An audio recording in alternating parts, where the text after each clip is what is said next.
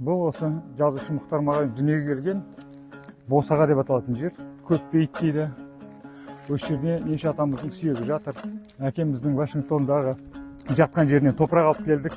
Енді қазақтың дәстүрі бойынша соны өзінің әкесі, үлкен әкесі Мағауия атамыздың, оның әкесі Құрымбай, Құрымбай атамыздың және әкеміз тәрбиелеген орынбасар шешеміздің қабірлеріне, әкеміздің жатқан жерінен топырақты алып келіп салдық. Енді осы жерден де топырақ алып, соны Вашингтондағы сол әкеміздің жатқан жеріне, мына осы даланың жусанымен бірге апарып сол жаққа қояйық деп отырмыз. Ендігі жоспар ол кісіге топырақ мұхиттың ар жағынан бұйырды. Бірақ аруақ осы жерде жүр ғой бәрібір.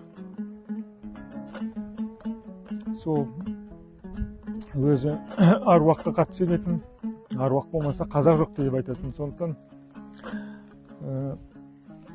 о дүниеде өзінің әкелерімен табысып жатыр ғой. Біз енді бұл жақтағы ұрпағы кейінгі балаларға өнеге болсын деп, кім екен өздерін ұмытпасын, тамырларын ұмытпасын деп, осындай дәстүрімізді, бұрынғы қазақтың дәстүрі бойынша сол топырақты сонау мұхиттың ар жағынан алып келдік.